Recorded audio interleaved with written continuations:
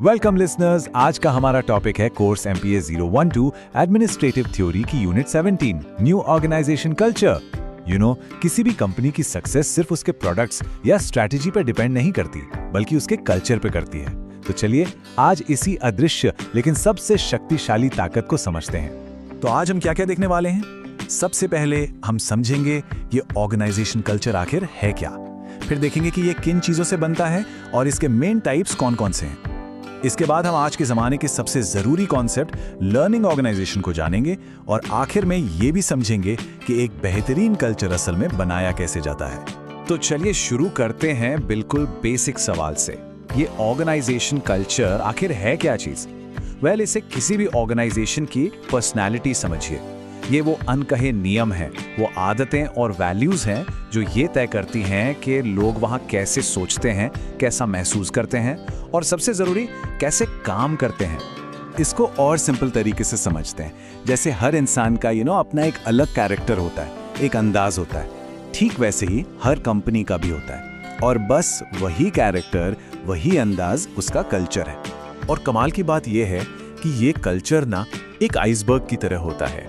मतलब जो चीजें हमें ऊपर दिखती हैं, जैसे ऑफिस कैसा है, लोग क्या पहनते हैं, वो तो बस टिप ऑफ द आइसबर्ग है। असली कल्चर जो सबसे पावरफुल हिस्सा है वो तो पानी के नीचे छिपा है। ये वो गहरी मान्यताएं, वो वैल्यूज हैं जो असल में सब कुछ कंट्रोल करती हैं। शाइन के अनुसार हम कल्चर को 6 अलग अलग नजरियों से देख सकते हैं। इसमें कंपनी की ऑफिशियल फिलॉसफी से लेकर वो अनकहे रूल्स ऑफ द गेम तक सब कुछ शामिल हैं जो टीम में फिट होने के लिए हर किसी को सीखने ही पड़ते हैं। तो सवाल ये उठता है कि अगर कल्चर इतना अदृश्य है, एक आइसबर्ग जैसा, तो हम इसे पहचानेंगे कैसे? वेल, हम इसे इसके कंपोनेंट्स के जरिए देख सकते हैं, उसे टैंजिबल बना सकते हैं। चलिए देखते हैं कैसे। कल्चर के सबसे पहले और सबसे साफ साफ दिखने वाले साइंस होते हैं आर्टिफैक्ट्स और बिहेवियर, मतलब वो चीजें जिन्हें आप सच में देख और महसूस कर सकते हैं। फॉर एग्जाम्पल, सोचिए मारुति उद्योग में दिन की शुरुआत सब लोग साथ में योग करके करते हैं, या फिर टिस्को अपने एम्प्लॉइज को माउंटेन ट्रैकिंग पर भेजता है। ये सिर्फ एक्टिविटीज नहीं है, ये सिंबल हैं जो टीम वर्क, वेलनेस जैसी गहरी वैल्यूज को दिखाते हैं। कल्चर का एक और बहुत ही पावरफुल एलिमेंट है भाषा। हर ऑर्गेनाइजेशन की अपनी एक अलग जुबान होती है, अपने कुछ खास शब्द होते हैं। जैसे किसी ऑफिस में कॉर्पोरेट ऑफिस वालों को मजाक में नवाब कहना, या किसी काम को जो आखिरी मोमेंट पर किया गया हो उसे JIT यानी जस्ट इन टाइम बोल देना। ये जो खास भाषा है ना, ये एक हम वाली फीलिंग क्रिएट करती है। ओके, तो अब हम ये समझ गए हैं कि कल्चर बनता कैसे है। तो अब बात करते हैं इसके 4 मेन टाइप्स की। हो सकता है सुनने वाले अपने वर्क प्लेस को इनमें से किसी एक में पहचान पाए। तो यहाँ पे 4 अलग अलग तरह के कल्चर हैं। एक है रैशनल कल्चर जो पूरी तरह से टास्क और टारगेट्स पर फोकस्ड है।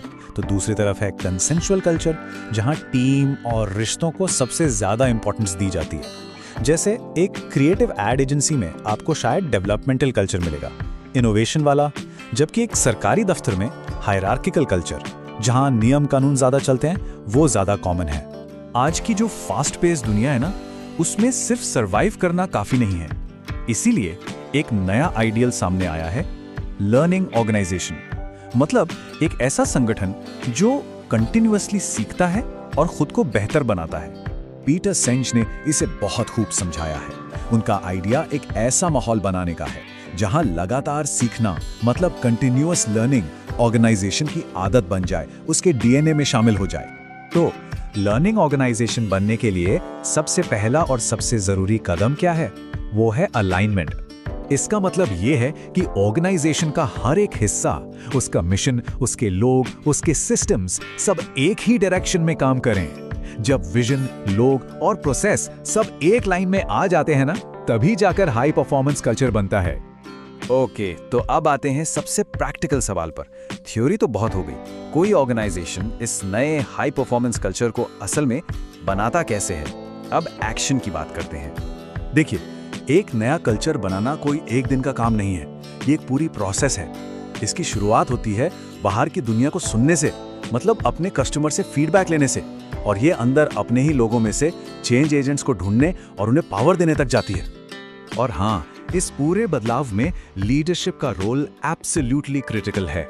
जैसा कि शुक्ला ने भी कहा है, सीईओस को सिर्फ बोलना नहीं है, उन्हें अपने एक्शन से, अपने रिवॉर्ड सिस्टम से और अपने फैसलों से उस नए कल्चर को जीना पड़ता है, एक रोल मॉडल बनना पड़ता है। तो आखिर में ये सवाल सोचने वाला है कि आपका ऑर्गेनाइजेशन सिर्फ टिके रहने के लिए बना है या फिर लगातार सीखने और आगे बढ़ने के लिए? इस पर जरूर सोचिएगा। देखने के लिए धन्यवाद। अगली यूनिट पर अगले विश्लेषण में चर्चा की जाएगी। अगर आप क्विज में भाग लेना चाहते हैं तो डिस्क्रिप्शन देखें। कृपया लाइक, सब्सक्राइब और शेयर करें।